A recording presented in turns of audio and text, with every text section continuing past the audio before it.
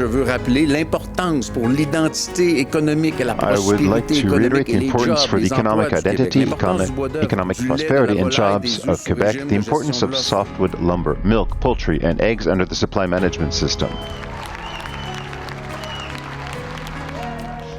Le Bloc québécois est un instrument fondamental The pour Bloc Québécois l'accession is a du Québec à fundamental la souveraineté. instrument for the accession of Quebec to sovereignty.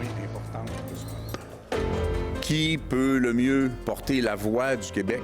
Who can best carry Quebec's voice? As things stand, the majority would serve Doug Ford, Toronto, Ontario, the auto industry, the oil industry, the banks. I'm no more likely to support Energy East than I am to want to sign the Canadian Constitution. It's a project that doesn't exist, but is being promoted for the sole purpose of getting votes in Western Canada. It's clear that Mr. Trump's arrival or attitude has turned the mat upside down. Let's invest in productivity during this transition period. If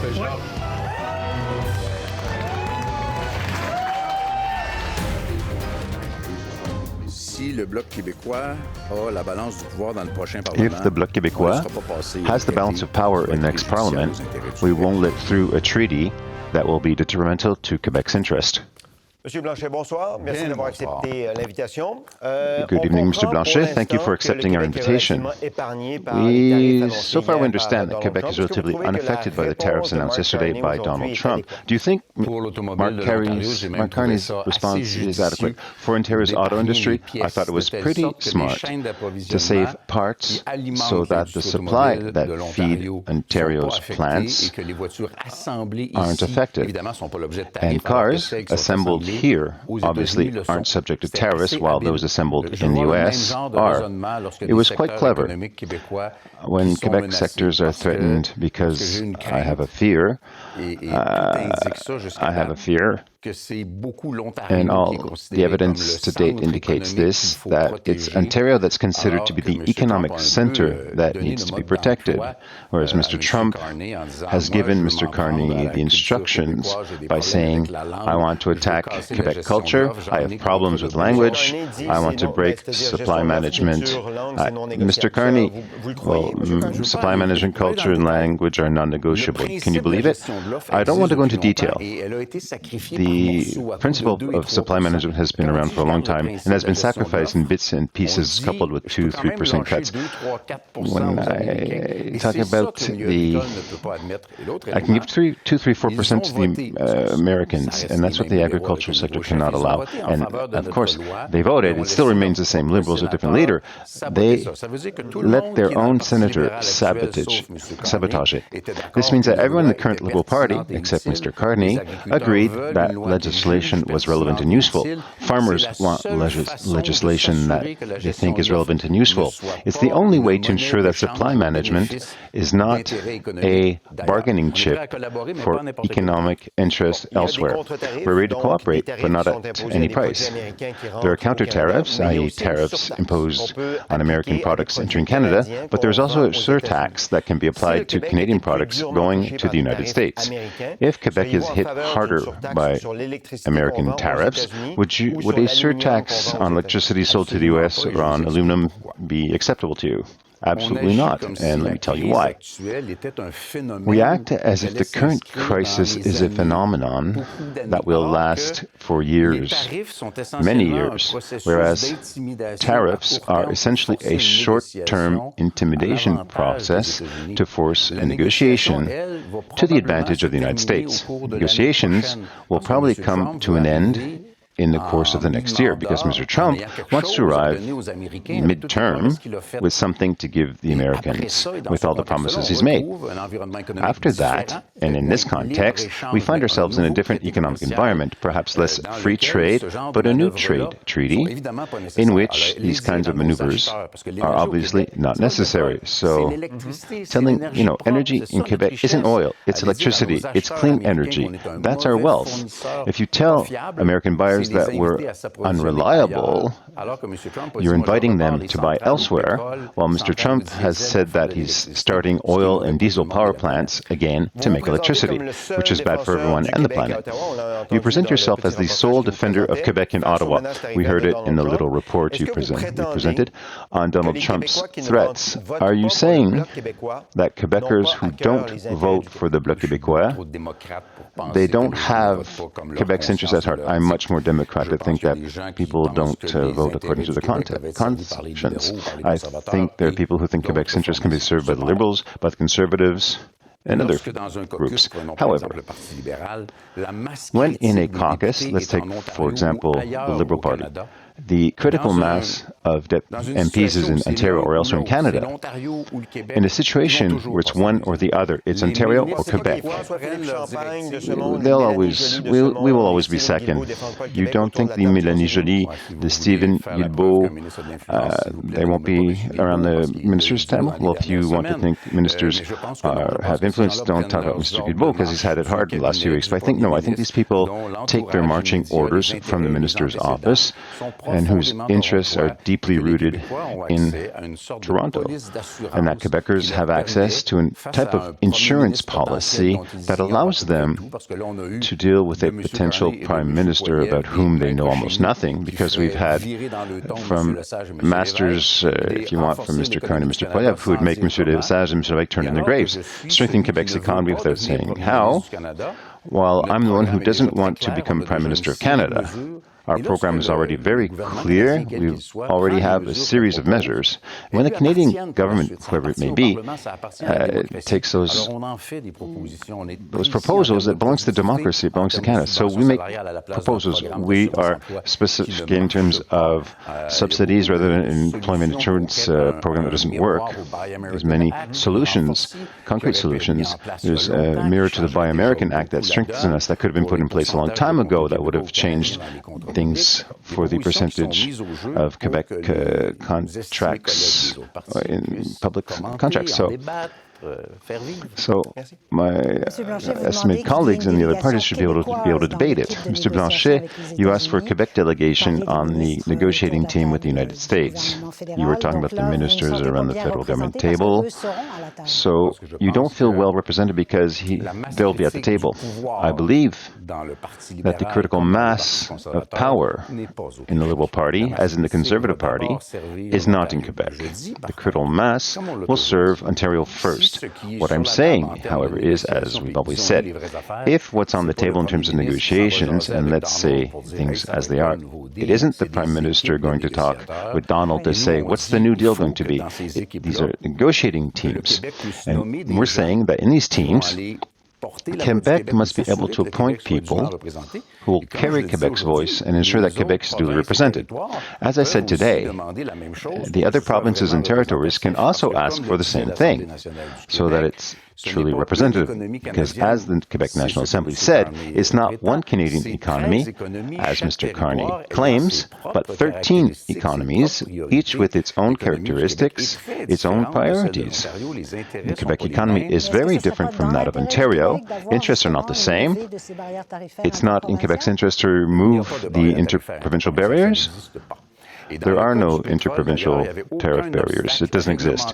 In the case of oil, there were no obstacles, tariff or regulatory. It was Quebecers who said, we don't want it, for very good reasons, which are even better today.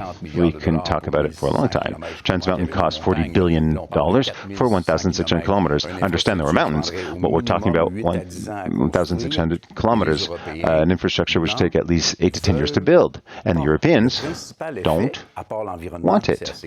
The main effect, apart from the environment, and it's rather catastrophic, we've done a study on that, the main effect, as Mr. Poilievre said earlier, is to increase the price of a barrel of oil on the Canadian market. What does that mean? It would mean Quebecers pay more for gas at the pump. There's no economic interest for Quebec in this.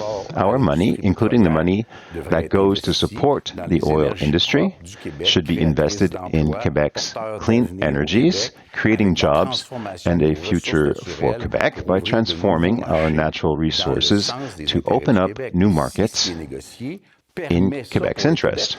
And if what's negotiated allows that for Quebec, we'll agree.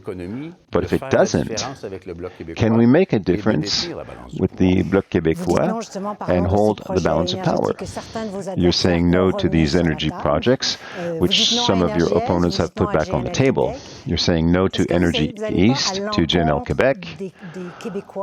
Aren't you going against Quebecers who, according to latest polls, are more in favor of resuming this kind of project because they want to wean us off our dependence on the United States for energy?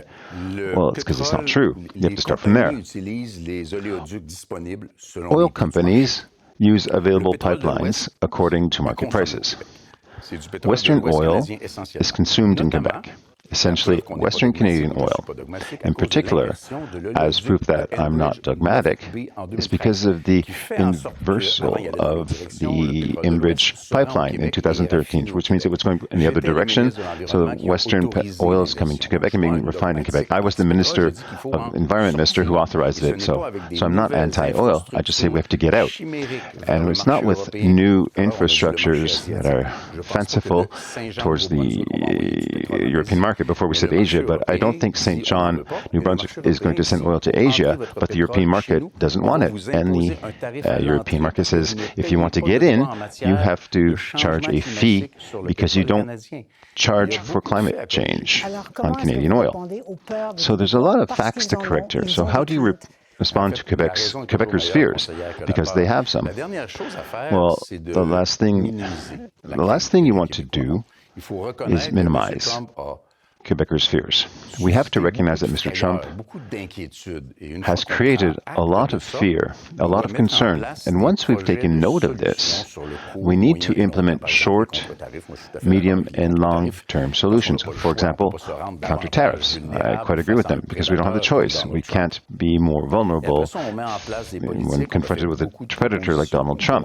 After that, we put policies in place. We made a lot of proposals to talk about at your convenience to strengthen Quebec's ability to cope. So much the better if it's good for Canada. We'll collaborate. But what I'm asking more of Quebecers than anyone else, is to give us the position of strength to be an equal, an ally of Canada, and an ally of Mexico, and an ally of European countries that need to get together to make their weight felt in the face of Donald Trump's threats, but as equals, as partners, not as people who could become a bargaining chip who are subject to someone else's authority. Thank you. Good evening, Mr. Blanchet. We've heard a lot about language and culture and the various promises by Mr. Carney and Mr. Poiliev. Having said that, it's not negotiating. So you present yourself as an ally of Canada, and in that sense, your suggestion to have a Buy Canadian Act. Do you think at the Canadian level there's anything like this to protect language and culture? No. There's no such thing. Initially, when Canada's interest and Quebec's interest are the same, we can work together. This will be true after sovereignty. That's what Mr. Lévesque proposed back in 1980. I'm from that school. There are many times when we agree, we're part of NATO, we're allies, we want to work together. NORAD will be shared between 3 countries instead of 2. The Buy American Act is a protectionist measure that we could have given a similar answer to, which 70% of what comes from federal government contracts should be Quebec or Canadian content, supporting the Quebec economy in a period of transition. In terms of language, my first problem is that you can't say, on the one hand, I want to go against Bill 96 all the way to the Supreme Court with Quebecers' money, but I swear to you, cross my heart, I'll protect it against Donald Trump. I may have a doubt, and we'll explain if you don't mind, because basically what Mr. Poiliev and Carney are saying, well, Mr. Poiliev is saying, we won't contest, even if the government, this is new in his case, but generally the government will defend its laws. Mr. Carney says, I'll go if it comes to it, because it's still a hypothesis. I'll go, but I guarantee that'll protect French, but I'm just interested in the technical interest of a notwithstanding clause, a non-derogation clause, because it's starting to be abused everywhere in Canada. And he says, why don't you say it? Why don't you make that nuance? Because I don't believe it. Why don't you believe it? Let me give you another example. It's been a few moments. Mr. Carney used to talk about Quebec as a distinct society. Nobody talks about Quebec as a distinct society. The last person who said it was a debate in 2021. Quebec is a nation. The Bloc succeeded in forcing the federal parliament to adopt a motion establishing that Quebec is a national nation without any other condition. And Mr. Carney, with his great sensitivity to Quebec's reality, brings out the distinct society, a national affirmation with a crutch. I don't think Mr. Carney has a shadow of Quebec nationalism about him. And if Quebecers want a level of certainty in this regard, they know where to find me. And they know where to find people from the Bloc. Knowing, once again, that it's the interests of promoting Quebec which can do better. And we can come out winners in the current conflict. It's not against Canada, but it's for being who we are. At the same time, allowing for another example, a very conservative province might decide that I use the power, well, the notwithstanding clause, but to suspend abortion. I'm bypassing the criminal code. Or Mr. Poilievre, who promises life imprisonment for fentanyl traffickers. He could say, well, the Canadian Charter says it's a punishment, but I'm going to suspend the criminal code provision because I want people to be sentenced to life. That's where the notwithstanding clause comes in. The notwithstanding clause was added to the Canadian Constitution by Pierre Elliott Trudeau to allow the provinces and territories to retain their sovereignty. The second thing is, it's as if you were saying to me, if Quebec doesn't renounce its attachment to the French language, for which it uses the notwithstanding clause, it will sacrifice other values. So in the name of women's rights to abortion, which we fiercely defend at Bloc Québécois, in the same way for the past, in the past few weeks, Quebec's national issues, Quebec's unique language issues, immigration issues, people who go into university classes for intimidation, religious intimidation, Quebec, that doesn't exist anymore.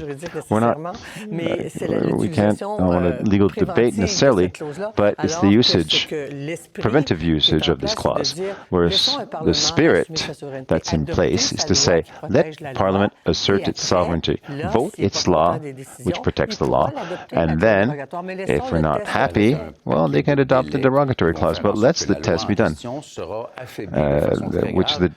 with the rapid delays that will seriously weaken the law in question. Let me remind you that at the time, Mr. Lévesque applied the notwithstanding clause to all legislation to assure Quebec's prerogatives in Quebec's jurisdiction. In a question perhaps more emotional, is the Canadian patriotic impulse we're witnessing Canadian nationalism? Is it a brake or a damper on the sovereignist cause? Or, I think it's momentarily. I think it can be produced momentarily, and I understand it very well, because Mr. Trump has created a very, very serious concern, and people have said, okay, we have to take refuge. The axis becomes north-south rather than east-west, and we still have 25 days to talk about the patriotic impulse, and at times I get the impression that today is the start of the campaign, because it's one of the first opportunities I've had to stand to speak to many Quebecers at the same time. It's a pleasure. I wouldn't have missed this for the world. But quickly, during the last two election campaigns, the Bloc Québécois increased its performance between the beginning and the end of the campaign, and it stopped the Liberals from having a majority twice. So, first questions with short answers. Okay. Well, Pierre Poilievre or Marc as a PM. So, you once said, better the devil you know than the devil you don't know. You also said you knew Pierre Poilievre better. I'm not good at math, but I know that 1 + 1 makes 2. So why do you prefer Mr. Poilievre to Mr. Carney? Okay, you're getting inside my head and saying things that you would have said have you understood what I said. We're not going there. Okay, it's true that I know Mr. Poilievre a lot better, but that doesn't mean I agree with him. I know him better. Quebecers are much more familiar with him. Mr. Carney is quite systemic in his dissemination. And when he told us earlier, I respect all the rules. Yes, but all the rules he respects, not to the same level as I or other politicians who have made a full disclosure of all our assets and all our holdings. The rules don't seem to apply the same way. And we don't know him. Essentially, that's the problem. You know, crosstalk? And as I said a little earlier, we have a plan, we've heard it, reinforce Canada, masters at home, it makes us laugh, the two chiefs say it, but where is this plan? We don't know the guy, nor the plan. So it's very problematic. Don't take it that I support one or the other. I'm not interfering. I will not choose Canada's Prime Minister. I'll try to represent Quebec. You know, since the beginning of this campaign, a few days, you said, okay, we're criticizing Mr. Carney's mastery of French. Doesn't speak well. He explained it before to Sébastien. So for you, is this an issue, knowledge of French? I'll avoid that. You know, the joke would be that Canada is an English-speaking country with a French-speaking minority, and Quebec would be a French country. I don't have the same obligation to speak English well because I don't want to represent Canada. Mr. Carney needs to make an effort to make himself understood, to simply make himself understood because he's appealing to the people of Quebec. That would allow him to be better understood and to be judged on his true thoughts. Because for the moment, it's not a reproach. It's not that clear. He needs to master the French language better because he wants to be the Prime Minister, including Quebec, and he'll own that. This is not a criterion. I don't want to take a weakness that might be momentary for someone and try to play in the wound. I have no intention of doing that. Quebecers will make their own judgment. Thank you. Thank you.